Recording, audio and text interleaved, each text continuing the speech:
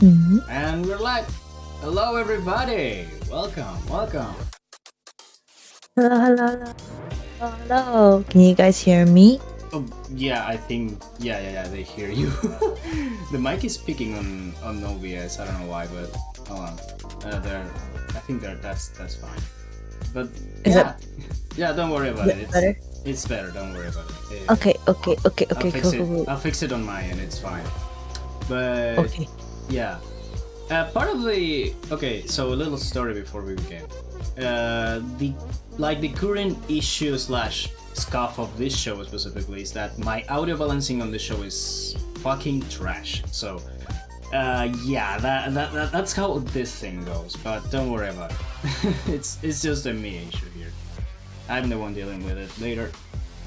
Oh, okay. Because I'm just like, I'm seeing my reactive pop every now and then. I'm just not sure if it's like on my end or your end. And I was just like, oh no. Oh no But I hope no! it's like, Don't worry about it. The reactive reacting is because of your mic on your end, but it's not catching up on my end. So it's kind of like you're using your mic, not Discord's version of your mic, because Discord adds all the filters, the suppression noises, and all of that. So your reactive will react, but that's because of your mic on your end. It's not catching up. okay, bet. So yeah, back to the intro. My name is Denarius. This is Vtuber Gaming Talk, in which I invite a Vtuber to just have a one-on-one talk about video games for about an hour, more or less. And today we have Minx over here. Would you like to introduce yourself? Hi. Yeah, sure. My name's Minxie. I'm your local information broker. If you have anything you would like to share or sell to me, please let me know. I might give you a fair price for it. You know, if I feel like it. Yeah, I wanted to ask about that. Why the info broker? Why the info broker? That's a great question. So, fun fact is I actually know a lot of random things. It comes from habit of like me reading a lot and things like that. Plus, the way I started off with VTubing is I started off as a mod, right? So, I don't know. I just learned a lot of things and I just know a lot of things. So it made sense to me, you know? Plus, like, the way I wanted to do my content was that I haven't done it yet, but I would like to do, like, kind of like teaching streams every now and then. And so I was like, it kind of works about being too generic of going straight teacher. I could do this instead, which is a little bit more fun, you know? Yeah. Wow. Okay, that's pretty much similar to my situation. What the hell? Like, I started streaming because I became a mod too. Like, but my like character itself, like being an engineer and all of that, that's because IRL I am an engineer. Like, I have a title of an electromechanical engineer. I can work That's with solid. electricity and all of that. But the thing is, I'm also studying to being a teacher now. So it's super weird how similar stories we have here. Yeah. I mean, like, I'm not a teacher. I Like, just taught a lot as a way to get by when I was younger. Because I was just I had the capabilities to do so, so I took advantage of those capabilities. You know what I mean? yeah, I know what you mean. But I'm technically studying to being a teacher. I'm not a teacher myself. Like, I'm just okay, trying to solid. learn what is the like the science behind all the teaching skills and all of that. And I learned it in the first year, and I'm on year 4 at this point. But yeah, Oh shit, nice. yeah, it's pretty fun. I have to admit, it's pretty fun doing it. But enough of that. Let's begin with the main topic. Let's talk about your favorite games to start with. What do you consider your favorite game? Let's say of all time in general. What's your favorite game or games? You can have multiple.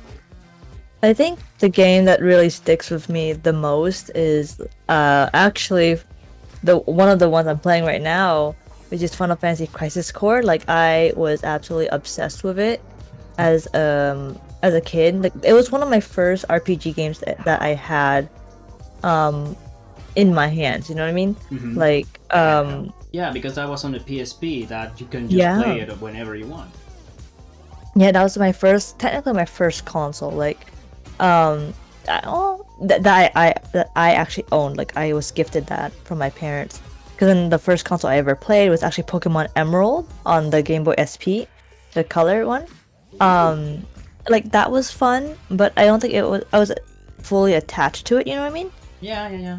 Like you don't have the same like feelings towards one console compared to the other because of the games you played on them. Yeah, I can see Yeah, that. I can and like totally see that.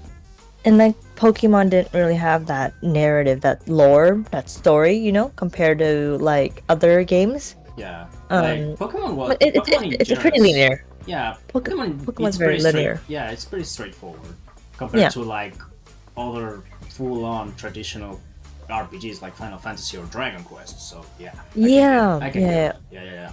Yeah. So that one, that's kind of the first one that really did it. And that was like the only game pretty much up to date that I nearly 100 um and actually made me cry. Like the story actually made me cry on the original one. So I'm not done with the remake yet. I heard there's some changes. I haven't reached to that point yet. I mean, Yeah. yeah, like that is one of my main favorite games that I've had. What's another game I really enjoyed? Oh god, like for some reason, You don't remember for the name. some no, I have it. I have it. Oh. Kingdoms of Amalur. I don't know why, but I absolutely adore that game. Like it's just a typical RPG. It's not. I mean, it's. I thought it was well made. The some people are like, oh, you know, it's a little bit clunky. It's a little bit broken. I'm like, yeah, you know, it's not like it's not Guild Wars level, but like, you know, it was a game that I really fucking enjoyed. And let's just say I have almost 100 hours on it, and I haven't gone to the main quest because I just played through all the DLCs. Jesus. Yeah. Wow. Like I just enjoy it. It was just a fun game to have because it was basically like Divinity and stuff like that. Like, you know, like that type of style where you get to build your own way. Like there's the main story plot. But you can like customize your fighting styles. I don't know. I just enjoyed it. I thought it was a good game. I mean, it gives you the freedom to customize your own character along with your progression. Like that's something you don't find in many games. Like the only That's game single that player. yeah, The keyword is that it's single player, which is like the only other game that fits that description, like going to different paths in the story changes your character and your build. The only other game I can imagine with that specific mechanic is Infamous. I think it's called Infamous. Yeah. Well, Infamous is even with Infamous like I never played any, so I wasn't a big gamer, right? Yeah. I was more so on someone that really enjoyed watching games because, you know, 2010 was that big playthrough Let's boom. Play. Yeah, the Right? Let's Yeah, Play the era. let's play boom you get. So like one of the biggest Let's Play YouTubers I watched was the Rad Brad, and he's still making great content. Because then I thought later on in the years you can see him change his style to make it more short because it's just so time consuming, right? Yeah. But back then on his peak, I absolutely loved this content. It was very straightforward. The commentary was minimal but enough. And then with that, he played the Second Son, Infamous Second Son, and I like that game, but the way that you see it structured, it's still very quite linear. Like I can't go like if we think about pathing, right, of the story, if we go straight line vertically, that's the main story, right? So with Second Son, it was pretty linear, pretty straightforward. Like, yeah, you got side quests, but you're not gonna take 6 hours on a side quest, for example. Versus like Amalur, I got to go sideways completely, then come back. And there's just a lot of world building in it, and I really enjoyed that aspect without it being like too horizontal, you know? Like I think like when I say too horizontal, I mean like Diablo. Too straight. No. No? Like too expansive. Oh. It's too expensive where I completely lose the point of like I'm never gonna hit the main story plot. Like to me, Diablo was so expansive. So to me, it was a really great balance of that. But you know, that's what I thought, at least. Yeah. I can see that too because I only played through, I think it's Infamous Second Son DLC, like the DLC campaign you get with the new protagonist and everything. That's the only thing Infamous I played. and it was pretty straightforward. Like it was just go do this, finish this couple of missions, kill that guy. That's all. But I can see the main story being exactly the same, honestly.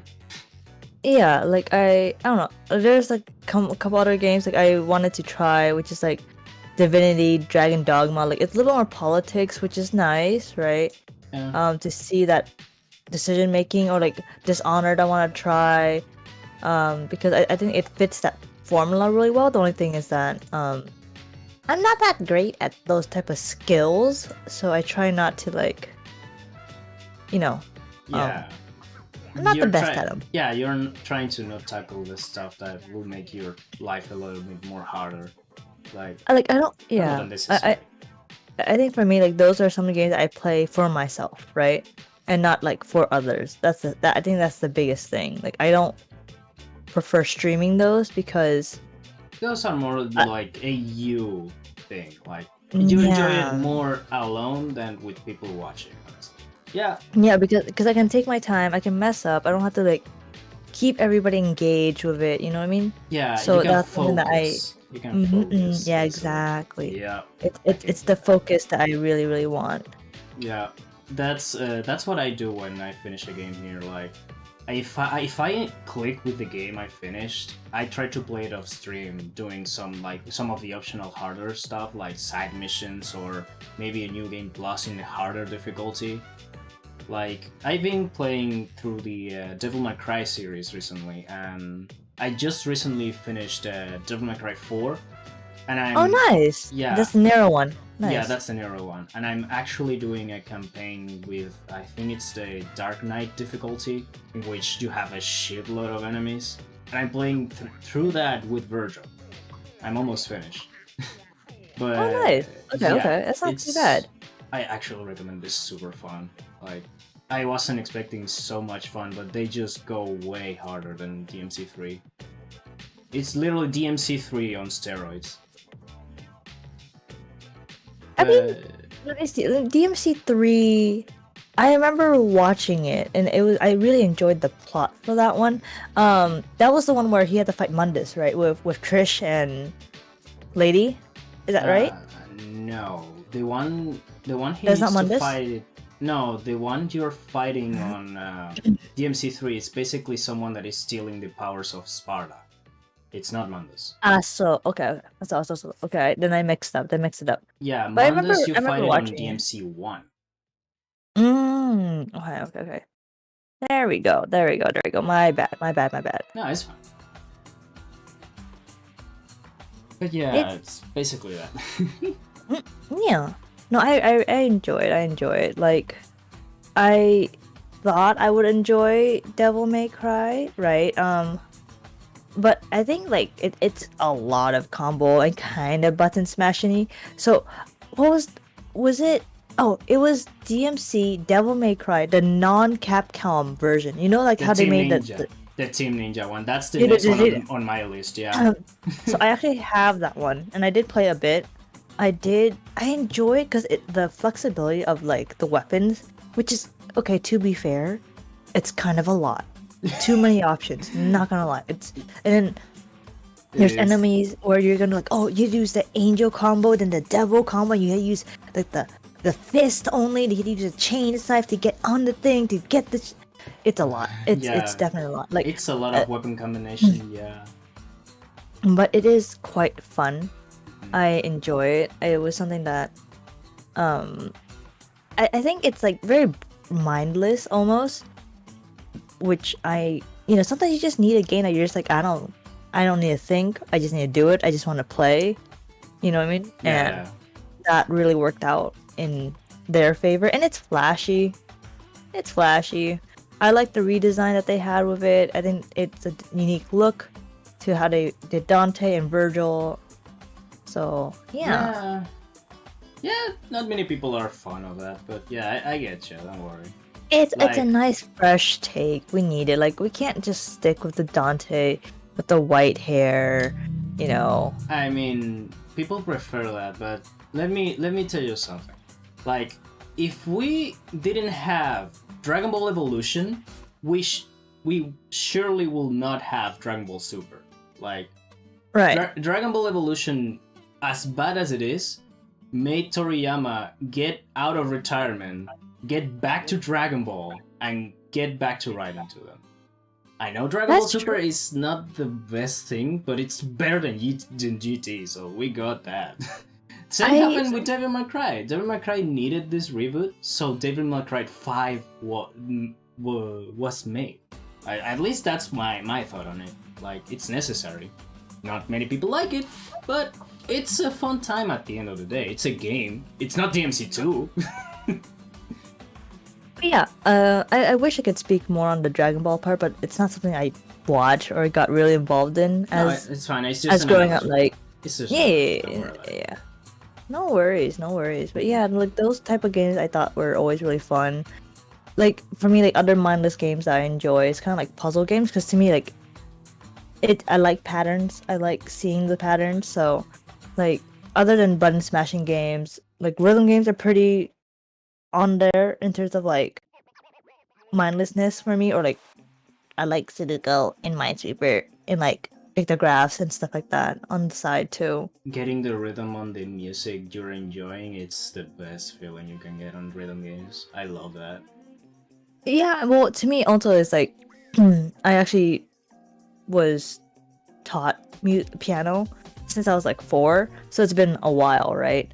So like to me it's not, I don't have to think about it. I don't have to pay attention that much. I just enjoy it. But it does make it hard when I have to engage myself with someone else, like, you know, talking.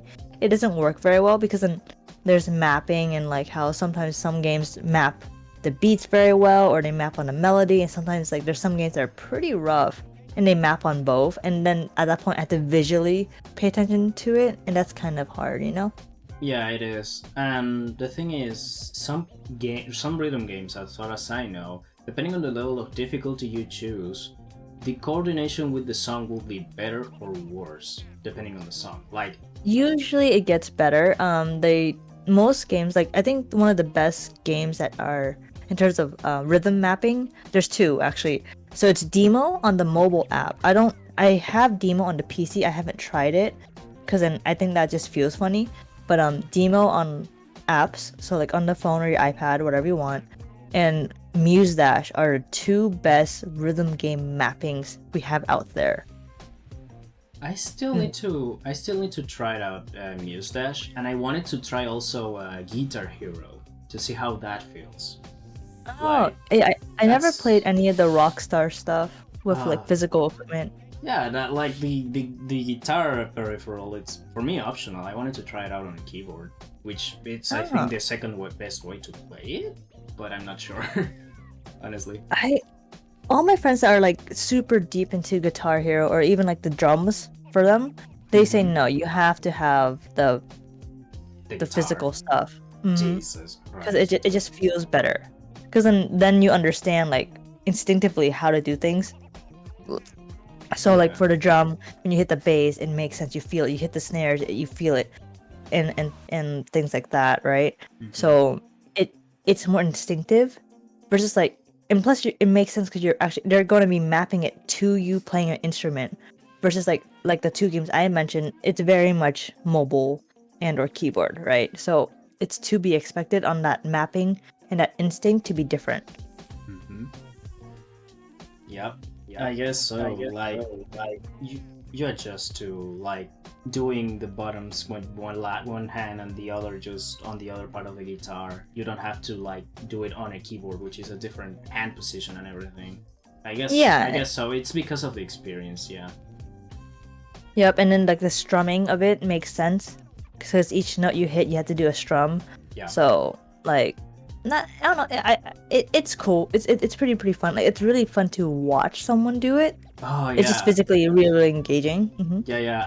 I watched a few videos of people just playing the craziest difficulty songs and just going apeshit with the songs. It's so fun to watch.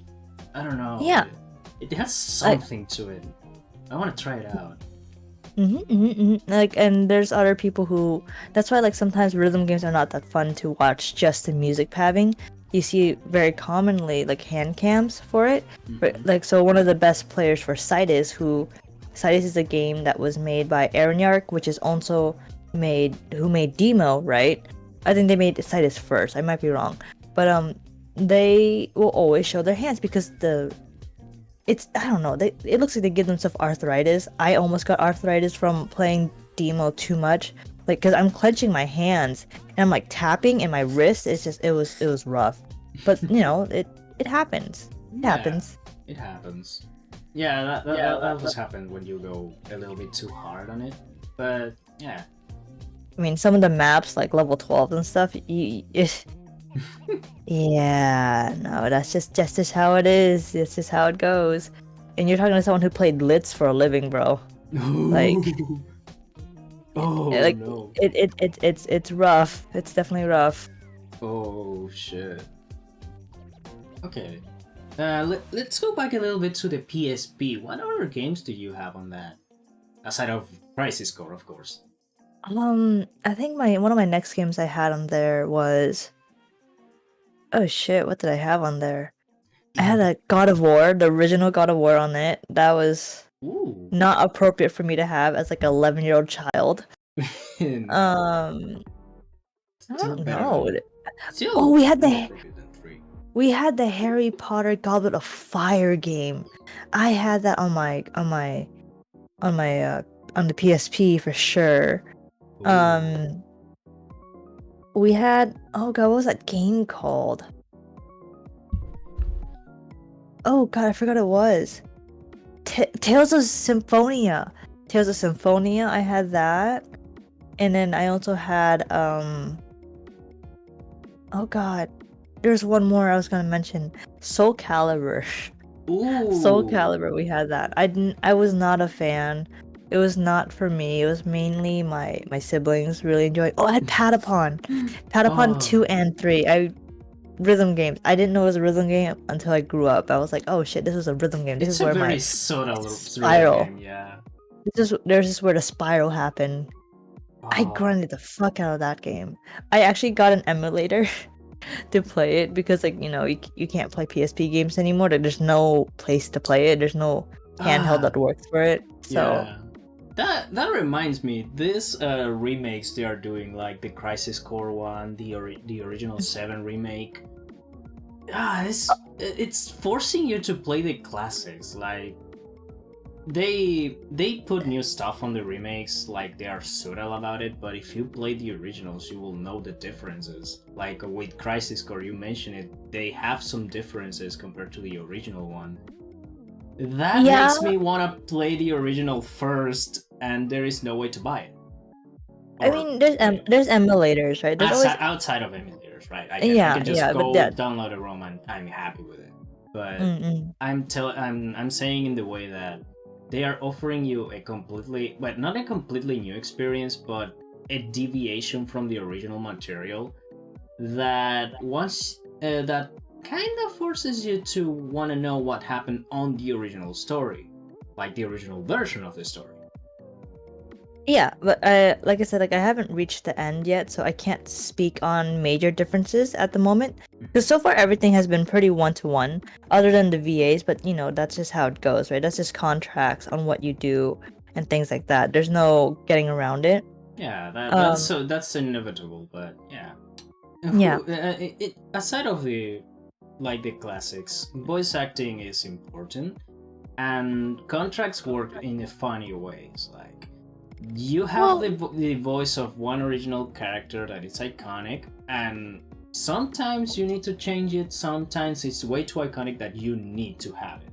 But I think it's fine. Like voice actors need to get paid, and contracts go away from a lot. I don't know how I feel about that. Just because let's say for Zack Fair we have Alex Gomez, right? Mm-hmm. So he was in World of Final Fantasy, which was released only. When did that release? I mean, it's not. I say only, like as if it wasn't like a super long time ago. World of Final Fantasy, which was on the PC.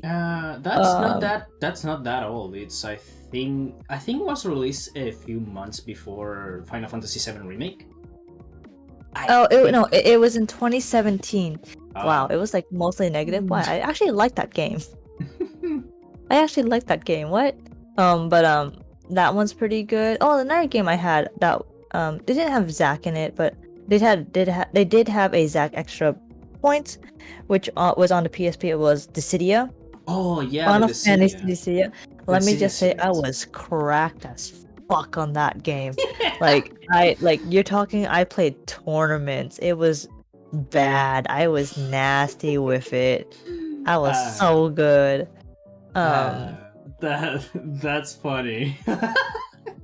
I was Try it. pretty good with it. I don't know The City of if I Fighting said game so much. seems so much fun, dude. I Oh really no, want to try on the them out. PSP, it was so smooth because like it was open air. Like there's no falling off platforms, right? It's just like kind of one area. Yeah. And the way that they did the camera and the toggling and the controls, like, oh, I was good. And plus, like, they actually had plots, and I think the scaling ability that they had with it was quite notable, you know? Mm-hmm. So I enjoyed it. I don't know. Yeah, I get it. I get it. I need to try some of the City of Fighting games, honestly. It's it seems like Not a on good time. not on the PC. On the PSP, it was different. It was good. But yeah, I didn't try the PC version. I'm not going to. There is I think PC the version of reception. those games? I thought they were just exclusives for the Dissidia PSP. ported themselves off as a PC Oh. as a different game, but under the name Dissidia, which is like open battle maps and stuff like that. It just wasn't great. Okay. Now that's weird. I might try the PSP version just for the kicks. Like the original versions usually have some stuff that the remakes may just miss or change completely. So yeah, good. Just go for the short one. Yeah. I mean that's just how it goes, right? And now speaking to you, I just realized how much fucking Square Enix games I play. God damn it. I mean, did you play Kingdom Hearts by any chance? Having a I PSP, it's I kind played of. Kingdom. You're right.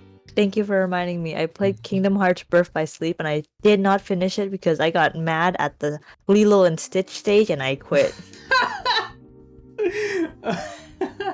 I absolutely fucking gave up because in Lilo and Stitch stage, there's a tower that you had to go up on. Like there's steps, right? You go like left, right, like jumping on platforms. Mm-hmm. And like it was a significant distance where you had to do jump and dash, whatever, right? Yeah. Jump without double dash. So I didn't like the fact that it has a sliding mechanic, as in like you jump dash dash, and instead of like some games, the way that you code it is that you land and you stop. So this one had a land and slide for X amount of pixels. So I just kept on falling off, and I said, you know what? Fuck this. I'm done. I have better games to play. And then I stopped playing. What the? I hate when they do that on. Well, I I believe mean, Kingdom Hearts it's it's not. mainly for combat, but when they do that for platforming sections, I hate it. Like it's ice physics all the time, and I don't like that at all. God I mean, damn it's it. not an uncommon game mechanic, right? Like you see in other games, like Alice. What was that one game, Alice in Wonderland thing? Yeah, Alice and The Madness or something American. like that. Yeah, Alice Madness Returns. There we go. That's what it's called. That was the McPhee one. That one was really well made. I think the story was really well done. But they also in their platforms they had that sliding mechanic as well. Not as bad, and I think they account for it with the size of the platforms, which was nice. Mm-hmm. I remember. I think Super Meat Boy also has that. Maybe I never played that game before. I kind of remember it. I played it a little bit, but that was like 2-3 years ago. Yeah, sometimes the sliding mechanic on some games works, in some others maybe don't that much, but it's something that needs to get worked around from the player's perspective, mostly. But yeah, what else? What else I have on the docket? If you have any questions, just shoot. I might be able to answer that too. No, I'm good. I'm just here. I'm just vibing. No problems. Okay, quick question. Did you play other of the, like other Final Fantasies, like Final Fantasy X or maybe 7? So my main one was only 7. Oops. Yeah, my main one was only 7, so I finally played the original, well, not the original 7.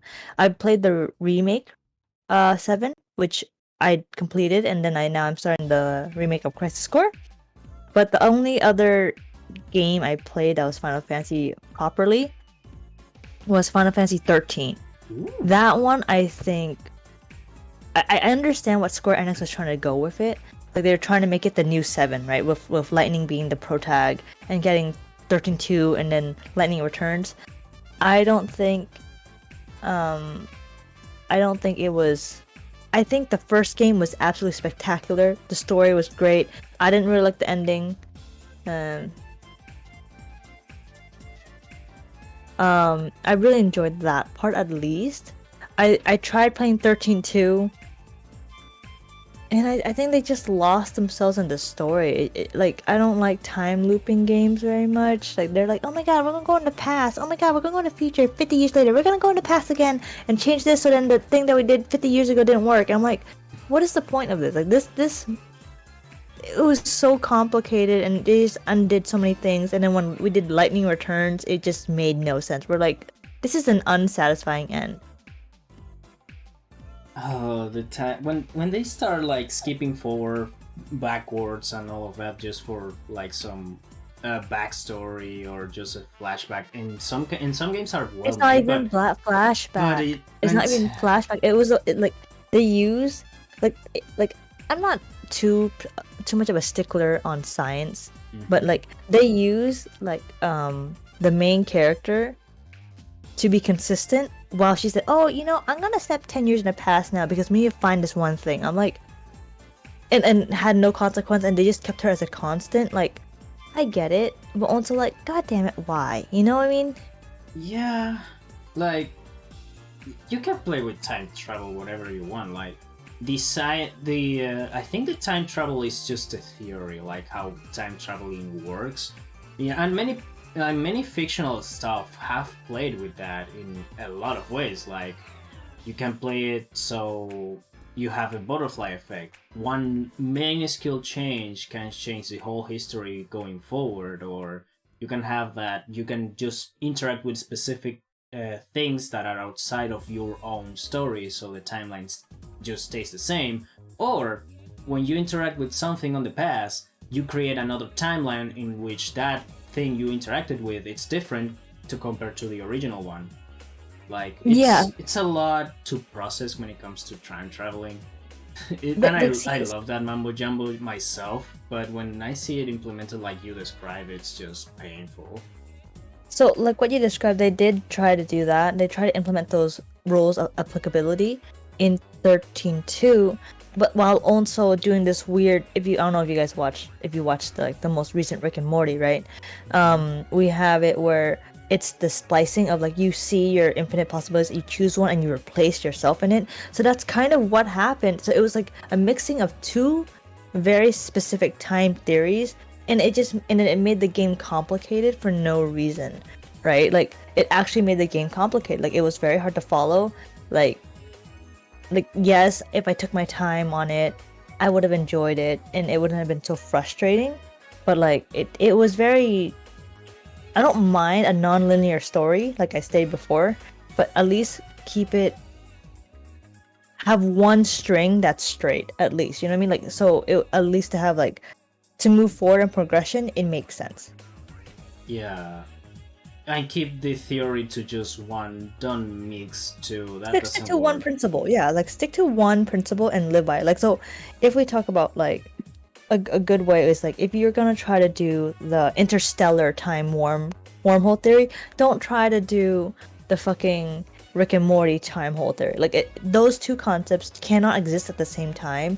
Mixing the two, trying to be big brain and mix the two doesn't make sense. Like you're just trying to be impressive while making your story very, very murky, which is like I think a big plot hole of most games that we have right now is that they're making the story very murky, just for the sense of grandiose, like the feeling of being grandiose, and even to the point where we get incomplete games put out there. So that's just my small little hot take here. I mean, I get what you mean. Like nowadays, in general, games come incomplete. Like either by incomplete programming with full of bugs and glitches, or incomplete in the sense of content. Like some games come out with barely any content, and then just a few months later, or maybe a year, depending on the game, they release the rest of the content. And for indie games, that's fine, but for AAA games, no. Dude, you have a company full of money that literally can invest a little bit more on that game so it can be completed. I, Yeah. I don't like that at all. Like some games I love fall from this. Like I'm a big Street Fighter fan, for example. I Oh. love the shit out of Street Fighter 5. And when it came out with literally nothing. 16 characters, no story mode, no arcade mode, only online. And the online was trash. It was Are they so releasing? disappointing. Are they releasing a new Street Fighter? Was that what I saw at the Game Awards, or was that a different fighting game? No. Street Fighter 6 is coming out, yeah. And Okay, they also okay. revealed Tekken 8 at the Game Oh, Awards too. But okay. yeah. I think it was Tekken 8 I saw. Okay. Yeah, Street Fighter 6 was at the beginning of the show. Like, before the main okay. show started, they revealed 4 new characters for Street Fighter 6. But yeah, like, I hope Street Fighter 6 doesn't do what Street Fighter 5 did at launch, and just launch with a really cool roster, really cool content to go through offline. And they seem like they're doing that with steroids, like an open world you can explore with, you can learn abilities with your own character from other like Street Fighters, and that seems so good, honestly. Yeah, like I agree when they actually put in effort with the franchises they go in. I think it helps with the fan base, and I know like at least with fighter games, surprisingly, I use the word surprisingly, no offense to that, is that they actually do quite a bit on the lore. Like I'm like, there's some people that I know out there that are like deep into the lore between like these two characters, and I'm here being like, I have no idea what the content of this game is other than you guys fight each other nonstop. Like I don't understand the progression. I mean, sometimes, okay, so this is kind of a take I took from a streamer I watch a lot, which is Maximilian, dude. One of the main selling points of a fighting game are the characters, either by design or by lore. Like, some fighting games, more nowadays than before, are doing a shitload of efforts to give the characters not just distinctive looks, but integrate their background on the looks of the characters. And sometimes they do that. Sometimes they surprise you with a 1080-degree turn, and they put a character that doesn't look at all like they should do what they do, and they do another completely different thing. I love that. Like, you have. So you like the lack of a better word, gap mo, or like juxtaposition between the design and what their abilities. For example, you have one of the characters that was revealed in the Game Awards, Marisa. She's an Italian gladiator type of character, right? She's just a heavy puncher. She just punch a lot and hard. But what they describe the character does outside of fighting, she's a jewel designer. Like, she works with jewelry in a way that she just makes type of like jewelry designs and fancy designs for the jewelry in general. And you don't expect that from such a brute looking character. I like that kind of thing. Like, they just do something that it's kind of unexpected from the looks of a character. The don't judge a book by its cover type of thing, and I love that. Yeah, I mean that makes sense, because then like it just shows everyone having their own different backgrounds, right? Without being too ostentatious about it, Yeah. if anything. So it's not too bad, at least I feel. Yeah, I mean, sometimes when it comes to like fighting games in general, selling points are crucial, because you know how fighting games are. They are not that much of appealing for like the casual audience. Many people just grab the games either because of recommendations from content creators, or they saw something really cool happen and they wanted to try it out, but most of the time people will just drop after a few hours of play. And that's fine. Like fighting games are not for everybody. If you don't click with the fighting game, and you don't have any single player content to go through, it's just pointless.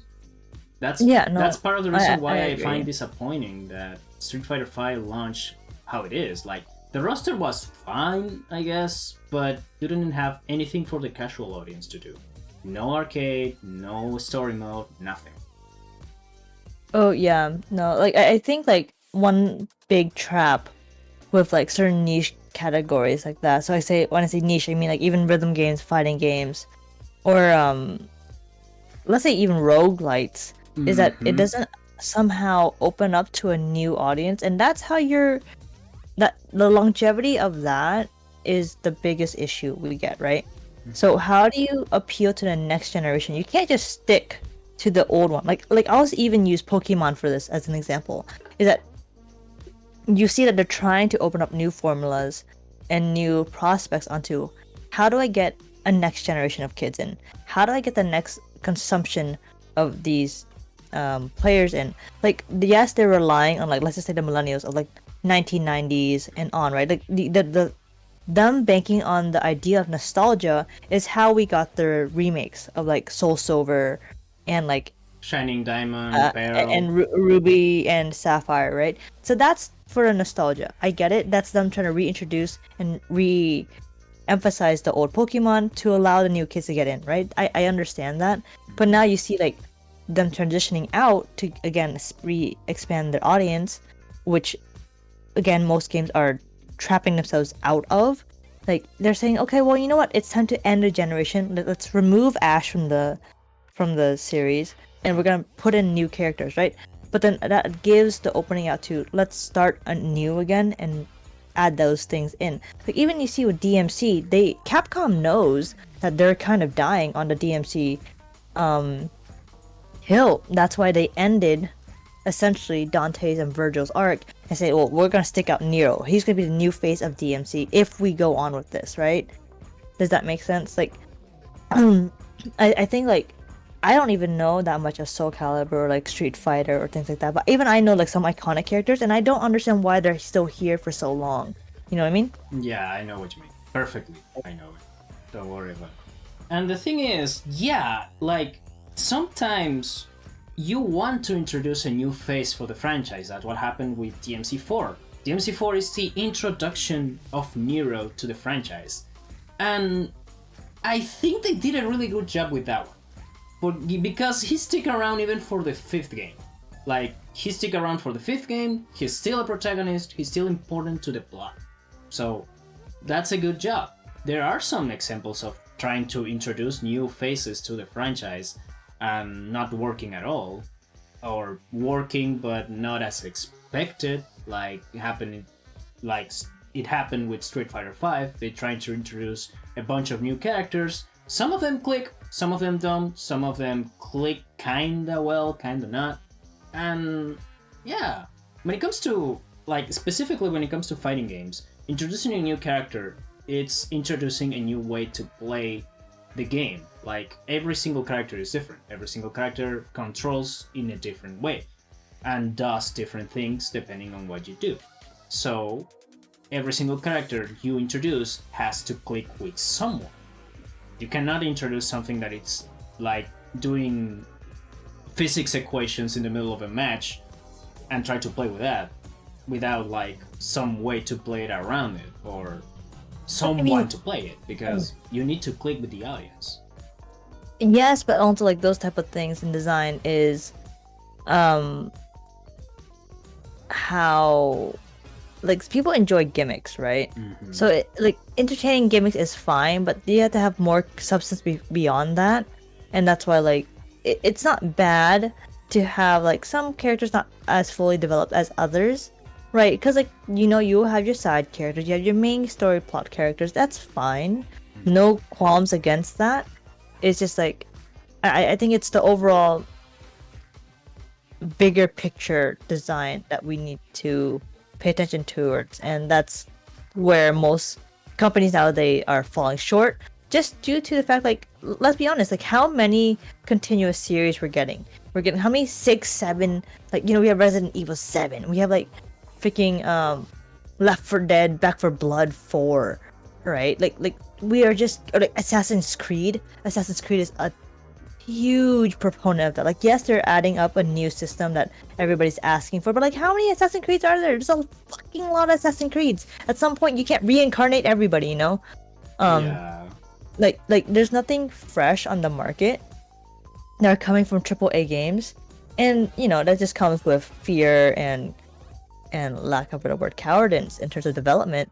And that's why you see nowadays a huge rise of indie games that are coming into the scene of like, wow, these plots are interesting, these stories are compelling and connect to an audience, right? Not just sticking to this is a nostalgic fan favorite. Right. Yeah, that's true. Like, you only see like popular characters or popular things going more and more from AAA developers. When it comes to indie games, I love the fact that they just throwing themselves to the world and hitting hard as they do. Like, we have iconic characters thanks to indie games that are pretty much new, like Shovel Knight or what is the name of this guy? Or Octodad. Even Octodad, that was a joke game back in 2012. It's still iconic even to this day. And he wasn't a new indie star. Like, if it wasn't for the characters selling the games, selling a new IP is hard, but I still think the AAA developers have the tools to do it. Like, you can make a character iconic with good writing or a compelling story, or simply just because it's fun to play as them. Yeah. But again, that's just defeating out. You gotta make sure that you're entering that appeal, because like, and also like the sense of the community that you have, right? Because like, I'll bring back to the fact that why fighting games are sometimes hard for the casual audience is that the community that they have right there is very, very try hard. Yeah, it's not the easiest thing to enter in without feeling a little bit overwhelmed and or like put down. So you always have that. Yeah, in my opinion, the community has been way too try hard-ish. There are some people that I know that are really cool, that are really like really passionate about it, and they want to teach people how to get into fighting games, or they just want to help people get into specific fighting games. But that doesn't erase the fact that the fighting game community in general is way too competitive. Like, the fighting games in general are competitive games, focus on online and competitive play. So getting people to enter those games basically says, if you want to enter here, prepare to get watched out, because there is a lot of people that wants to go hard on the game. So yeah, even on lower levels, you can find people that can just wipe the floor with everybody. I mean, like, that's just kind of with every anything that has a competitive aspect, right? It's like we even see it with Pokemon. I mean, less so now. Like the Pokemon company and Nintendo was aware of it, and like now you see the last two games, they kind of nuked out the whole IV breeding, IV stats, like not to the full extent, but it's definitely less emphasized now. Yeah. In terms of gameplay. Yeah, in fact, and then but then like again, that's why I'm saying it's not always just, let's just use the word try hard, right? Yeah. Like there's other aspects that come with it that I'm saying. Like that's why I'm saying like this whole new of, you need to reach out to the next generation of people that want to play these games. Yeah, that's why I think they emphasize the exploration and shiny hunting specifically, so they can just explore the map as much as possible and get everything for the Pokédex and everything for the shiny Pokemon. I love that emphasis, honestly. Like, I love losing myself on a small open world and just explore everything and get everything if possible. Like, the competitive aspect of Pokemon, I know it. I've seen it a lot. And there is another side of, like, quote-unquote competitive Pokemon, which is the Nuzlocking aspect of it, which I think Nuzlocke is even competitive. I think Nuzlocke is just to give a challenge, right? Yeah. To give us that new sense of gameplay that which won't be added on to the original game itself. So it's a self challenge, which it's more related to like things like challenge players. So usually you see that with speed runners and things like that, of like, oh, I'm gonna play like Hades using only the bare minimum no darkness mirror runs. That's not exactly competitive. That's just it's a optimizing hey, I'm gonna your own test run, my your own change. way. Yeah. I said it's a little bit competitive on the Pokemon side of things because most Nuzlockers that want to go hard on their challenge need to know their game and the Pokemons inside out. Like they need to know IV stats from the beginning of the Pokemon. They need to know where to level up, where to what type of advantages they have, what type of moves they have, so they can just either wipe the floor with it or just play around a gimmick of one gym leader or one trainer that might block their way. That's, I think, the competitive aspect that is present also in the competitive scene. You need to have your Pokemons in shape in the correct way so they can be competitive viable, and you know what Pokemons are broken for your run, you know what Pokemons are useful for your run, and you know what Pokemons you need to avoid. Yeah, but at that point, that's not really like. Yeah, it's not competitive. It's just saying it has competitive aspect to it, but it's not competitive because you're playing alone and you still need to like do stuff yourself against the CPU. It's technically just a challenge, a new way to play single player, basically. A harder way to play single player. And I love that. I actually like that. I wish I could complete a Pokemon game myself without getting bored. I mean, to be fair, it is grindy. Like as much as I love the Pokemon series, like I said, it's one of my first games I had, right? Yeah. I mean, not had, but played.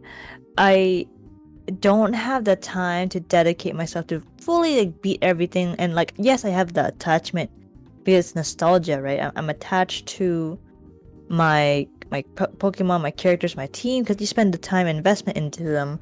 But even with that, like nowadays, I just don't have that space and energy to do so. Like I got Arceus right on the Switch, right? Yeah.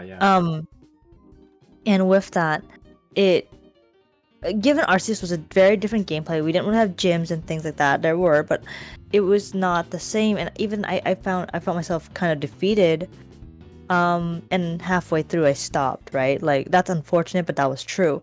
And it was to the point where at that point in time I realized like maybe I unfortunately have outgrown Pokemon, at least that game style. Like I saw everyone playing Scarlet and Violet. I saw the new Pokemon. I thought they were super cute. I thought the gym designs were really smart. The plot was actually pretty decent from what I watched. Right, there's a good twist in there, and I was like, wow, I really want to play. And I was watching them live. Thank God for now we have Twitch and Let's Plays on those type of things. And I said, you know what? I don't actually think I can play it. I don't think I can reach the point now to put in all this dedication to build a team, to relearn these moves, to look through all the items. Like I just don't have that energy to put out anymore for a game like that. At least not even live, not even like offline. I tried playing Arceus offline and I just still couldn't do it. And I think that's at the point of like where I bring back the point of like trying to find a new audience for your games, right? Because your audience, your original audience will grow. They will grow out of it. They will find different tastes and preferences. Yeah. And that's what I found so unfortunate with that. Like, and now you're moving over to different games and things like that, so on and so forth. Yeah, pretty much. Like, yeah, I get it. It's an open world. You have a lot of stuff to do, but there is a point that, at least in my opinion, when it comes to open world games, they are either way too big of a map or way too much to do that it's way too jarring. And when it comes to like games like Pokemon, for example, you need to also take the fact of the grind for your Pokemon and what you said, just learning new abilities again, learning the type advantages and all of that is just way too much. Yeah, I think again, in summarize, it's just the time, right? Like so, like now you have an older generation of gamers, right? The biggest, I think, hardest part for most people nowadays is just the time, and that's why you see these quick pickup games like Apex and Valo and like ARAM are on such a rise because oh, I'm working like a 9 to 5, for example. Yeah. I want to relax. I want to play games because that's something I grew up in. That's something I enjoy. Can I really put out 2 hours? I'm like, you can't really put out 2 hours. You're tired. You just finished all your stuff. So let me do a 30-minute game. Let me do a pickup game real quick with the boys, and we're good. It's done and dirty, right? Yeah. So that's it's a shift. It was definitely a shift when I was younger. For example, I thought for some reason when I'm playing Crisis Core right now, I remember Crisis Core on a PSP took forever. I had like hundreds of hours. Like I had about 100 something hours on it, 120 hours. And now I'm here like, oh, it's only like 30 something hours. Like I thought it was longer. Like the perception and value of time definitely shifted from when I first started to where I'm at right now. Yeah, that's why I kind of like online games. I might don't like the battle royale type of games, but I have to appreciate the fact that they just are just pick up and play games. Like they're just one match, quick, I'm done. I'm playing another thing or doing another thing. I love that. I actually love that. I don't like the fact that you lost all your progression and you need to start over every single fucking time. That's tiring for me, but I have to admit it's a good time waster. It's a good like chill out and play with the boys and just that. I actually appreciate that. Yeah, that's definitely something that I definitely noticed later on too. I don't know, like it's fun. It's fun, right? Like that's about it for at least for me. I don't have too much other things in terms of like consumption of games nowadays. Just because again, you're getting older. I mean, it's fine. It's fine. I wanted to ask also though. Do you have any other games you want to play in the future? Like when you finish Crisis Core, what's next? Do you have any idea?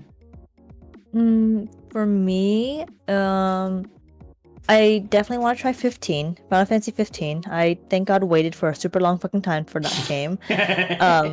Yes. So I definitely want to try that. I am looking forward for 16. That's probably in 2024, if I recall, based on the direct PC port. Oh wait, no. On PC ports, because I don't have a console on TV and things like that. I don't think I'll probably ever buy one anytime soon, just because like time, money, space, stuff like that.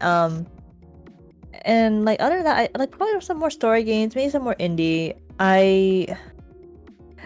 Right now there are a lot of things I have on a list.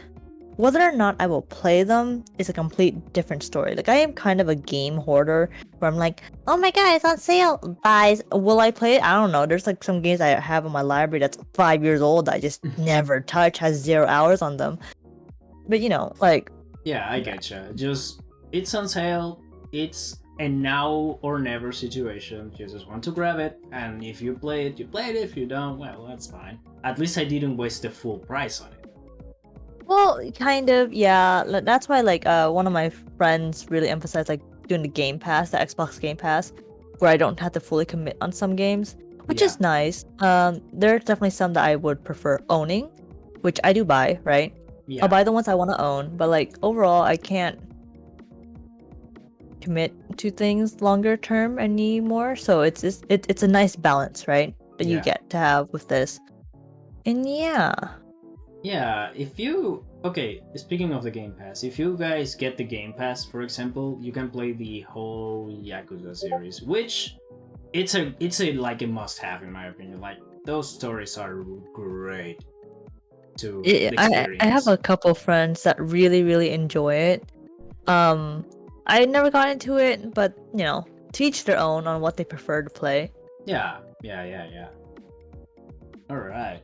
Now that we're closer to finish here, do you have anybody on your end you want to rate? I usually let the guest choose the right target for here. Jesus, I don't know if anyone's up right now because it's kind of early. Oh, geez. We have Coco. I have my friend Coco Don. He's usually a TCG online TCG player. Right now he's playing Overwatch. If you guys want, if you're down for that.